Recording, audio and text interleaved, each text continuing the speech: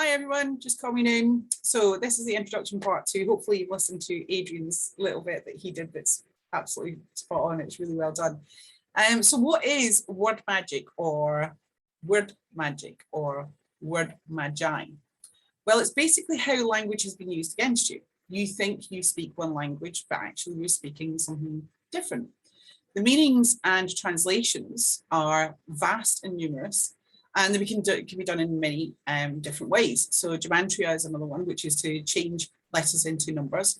Gary.fraughen is very, very good at that. And there are a few other people like Pao Chang, and I can't remember the guy, Guy Maxwell. He's really good as well. I'll put the links in the description below, and they'll be up on every episode about word magi. Or Wyrd Magi as we go along. So basically what I'm going to do is over the course of the next few weeks, months, is pick a word and start to break it down. Now that's not the only meanings that are going to be in there, and it's not the only way of tracking things back either. I tend to go off how the word feels for me. So when I write letters for people, I find that they hold on to the letters for years and years and years. Because whenever they come to read them again in future years, it actually means something different, but it's because of how I've written it. So I don't write the way that I'm talking now. I write in a totally different way. And it's because it's all about them. It's about, you know, the path that they're on. It's not about me. It's about how they are in their lives. So I go off how a word feels, and then I look at how does that come about? How does that work? What does it actually mean? You know, and even some of the simplest of words can be incredibly complex, but we're going to hopefully help you to break it down. And the key thing about this is don't wait for me to come up with another word and break it down for you, or Gary, or, you know, any of the others who are working on these different words. Start looking at it yourself. Start breaking these things down. There is a really good resource called Etymology Online that breaks down a whole load of stuff, you know, really, really simply for you. So you don't have to wait for me or anybody else. You can do this yourself. And that's part of the key thing, is doing it for yourself. You're perfectly capable. If anybody tells you that you're thick, you're dumb, you're stupid, if you grew up going through school saying, oh, you're never going to amount to anything, or you're no good at words or anything like that, actually, you might find out that you're pretty good at words. It's just that they didn't want you to do it that way. Now, that's not the teacher's fault. It's an indoctrination system. And that's, you know, what it's there for. Were we pushed into it? The vast majority of us were. And we didn't know, neither did our parents. We can't blame anybody for it. What we need to do is realize, look, you know, we see this now. We're going to get to the back of it, and we're going to decide how we're going to do things from now on. Does that mean that our language will completely change? Possibly. Who knows? Eventually, in the way I see things, is that you will not have to speak. Your voice, your vocal cords are here to sing. And it was really interesting listening to some Aborigines, what are called Aborigines, Indigenous peoples of Australia. You know, they call themselves Aborigines. And he was talking to another Aborigine, and he was saying, I sang to them on the phone. I was singing to them on the phone. And what we translate that as is talking.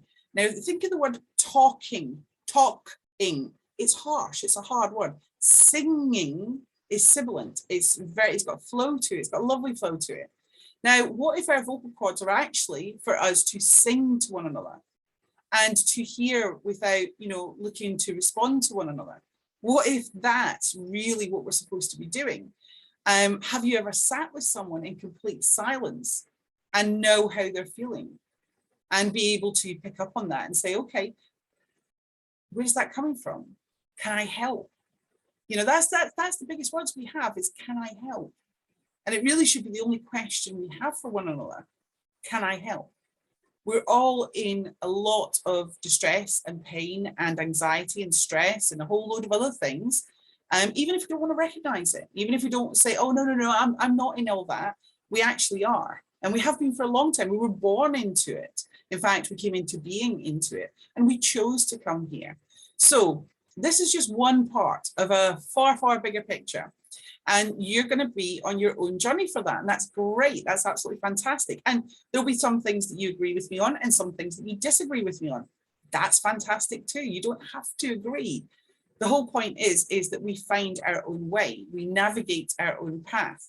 We have a map we've been given that's a blank piece of paper, basically, and it has nothing on it. How we choose to navigate it is up to us. Is that scary? Well, for some people it is.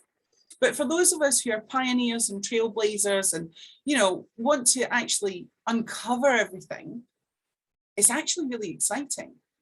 Yes, it can be hard. Yes, it has its ups and downs like everything in life and death. But at the end of the day, where would you rather be? Would you rather be subjugated and subject to? Or would you rather be in a form of freedom going to another form of freedom and eventually being completely free? Now, this is just one part of that, just one tiny part of that. So I hope you're going to enjoy it. I certainly enjoy looking up all the words, and especially when people like gary.fraughen and Maxwell and, you know, Pao Chang and people like that give us different meanings to words. Even Robert from Observation Deck, he gives different meanings to it. There are other people that I know from different places that want to stay in the private, and thank you so much to all of them for giving me different ways of looking at different words, because words have a power, an immense power, and we haven't really opened to how that can be for others. Are we doing things for the benefit of all, or are we doing it because we've been trained to for badly selfish reasons? So as this goes on, you will start to hear me speaking differently. Now, I know whenever you go down the high street, you are not going to be able to speak to people that way, but maybe you should start just with little bits. Because like anything, like text speak, you know, all the children and kids are on there with text speak, right? We'll get to the words kids and children later on. But it's another language. That's all it is. Mathematics is a language. It's a translation. Most things are a translation. The whole point is how are you? And how are you going to project yourself? How are you going to accept or not accept what someone says to you or sings to you? Are they singing in truth, or are they lying? Do they know they're lying? A lot of people don't realize that they're lying. I didn't. You know, I thought I was telling the truth all the time. Was I? I was telling my truth, but not necessarily the truth. And that's a far bigger thing as well. So enjoy the journey. Look up things for yourself. Find out for yourself how that word is put together. Where's its root stem? And then think of, if you don't like it, find another word. There are great books there called thesauruses. And, you know, you may have had them at school and you think, oh, wow, it's a bit too much to go and look that up. Make the effort. You're worth it, because this effort is about you. It's not about anybody else. It's about you. And just a quick little word. I've heard about and spoken to a few men who are setting up what are called mystic schools, and good on them. Well done. Absolutely fantastic. But the vast majority of them, now this is a disagreement I have. You might not. You might sit there and go, nope, they're absolutely right. And that's fine. That's okay. But the disagreement I have with them is when it comes to Wyrd Magi, they sit there and say, it doesn't really matter what or where that word comes from. It's what meaning you put on it. I don't entirely disagree with that, but I don't entirely agree with that either, because you live here. You're in this here, not in that elsewhere. So by being here, you have the ability to make it what you want. And that means that you have to uncover how that basis and foundation has come about. Then can you actually transform things? You are the greatest transformer there is. So be absolutely wonderful, be magnificent, be brilliant. And as Adrian says, you're amazing. So take it from there.